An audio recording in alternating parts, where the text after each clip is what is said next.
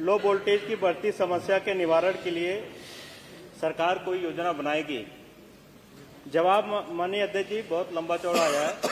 मुझे लग रहा है कि विद्युत विभाग में जितनी योजनाएं थी सबका यहाँ जिक्र किया गया है। माननीय अध्यक्ष जी, इसको देखने के बाद यह लग रहा है कि इसमें ज्यादातर काम 50 से 60% पूरा किया है। माननीय मंत्री जी 3 सालों में 50 से 60%। मुझे नहीं लग रहा मंत्री जी अपने कार्यकाल में ये काम पूरा कर पाएंगे। माननीय अध्यक्ष जी, जो लो वोल्टेज की समस्या आज पूरे प्रदेश में भी, आपके यहाँ भी होगी माननीय अध्यक्ष जी। हमारे नहीं है तो अध्यक्ष जी हमारे यहाँ भी खत्म करा दीजिए, आपके यहाँ अगर नहीं है तो।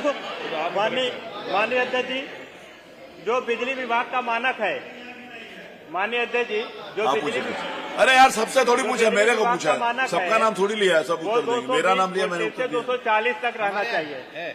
रुक जाओ यार। माननीय अध्यक्ष जी, जो बिजली विभाग का मानक है वोल्टेज का, वो 220 से 240 होना चाहिए। तो इतनी योजनाएं, इतना उत्तर आने के बाद मुझे एक संशय हुआ कि अगर माननीय मंत्री जी इतना काम कर रहे हैं तो आज फिर से अपने क्षेत्र में एक बार पूछना चाहिए। माननीय अध्यक्ष जी, जब मैं सदन के लिए निकला तो मैंने फोन से सबसे पहले मैंने अपने ग्राम सभा में फोन लगाया, तो वहां का जो वोल्टेज आया, हमारे माननीय मंत्री जी अगर चेक कराना चाहे तो चेक करा लेंगे। चकनवाबाद ग्राम सभा है मेरा, वहां का वोल्टेज 150 है। दीपकपुर ग्राम सभा है, वहां का 160 वोल्टेज है। गोधना का 170 है। बेनीपुर का 150 है। पूरा कोदई का 150 है। माननीय अध्यक्ष जी, मेरे कहने का मतलब ये है कि अभी ठंडी चल रही थी, अब गर्मी की तरफ हम लोग बढ़ रहे हैं। जब अभी इतना कम वोल्टेज है तो जब गर्मी का टाइम आ जाएगा उस समय तो ये सारी व्यवस्था ध्वस्त हो जाएगी। जब विद्युत की ज्यादा मांग होती है मई जून जुलाई में, उस समय ज्यादा जरूरत रहेगी। जब मंत्री जी अभी नहीं दे पा रहे हैं तो आगे कैसे देंगे? माननीय मंत्री जी से मेरा ये जानना है कि क्या माननीय मंत्री जी ऐसे ट्रांसफार्मरों को जो ओवरलोडेड हैं या वोल्टेज कम, इनको चिन्हित करा के उनकी क्षमता बढ़ाने का काम करेंगे? और माननीय अध्यक्ष जी, मेरा जो दूसरा प्रश्न था वो था कि बांस बल्ली के सहारे जो विद्युत तार खींचे गए हैं, क्या सरकार उसकी जगह पोल लगवाएगी? माननीय मंत्री जी का उस पर भी जवाब आया है कि ये नवीन जिला विद्युत योजना के अंतर्गत ये कार्य किए जाते हैं। माननीय अध्यक्ष जी, आपके माध्यम से मैं माननीय मंत्री जी से कहना चाहता हूं कि आज आजादी के 75 साल हो गए हैं।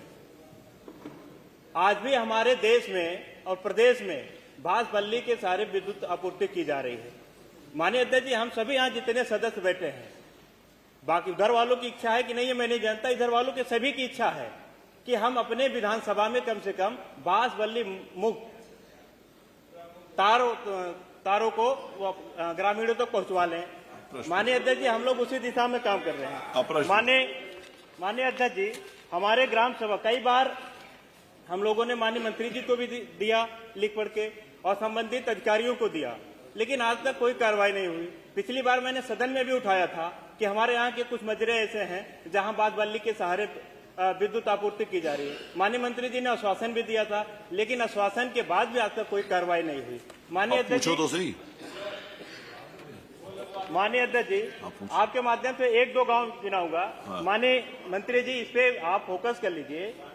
बहुत सारी समस्याएं हैं और जो मैं ये बता रहा हूं ये दलित बस्तियां हैं और हरिजन बस्ती हैं और उसमें मुसार बस्ती ज्यादा है, जहां तक आज विद्युतीकरण नहीं हुआ है या वहां बांस बल्ली के सहारे दिया जा रहा है, जिसमें सुहासा प्रजापति बस्ती है, फत्तूपुर कला मुसार बस्ती है, उसके बाद पांडेपुर पाल बस्ती है, अरुआ पाल बस्ती है और करौदा पटेल बस्ती है, सलाहपुर मौर्या बस्ती है, आमेपुर हरिजन बस्ती है। अरे वो ठीक है, प्रश्न पूछ लो, अब अलग अलग बस्तियों का उत्तर थोड़ी होगा। माननीय अध्यक्ष जी, आपके माध्यम से मैं ये कहना चाह रहा हूँ, आजादी के आज 75 साल बाद भी ये लोग उपेक्षित हैं।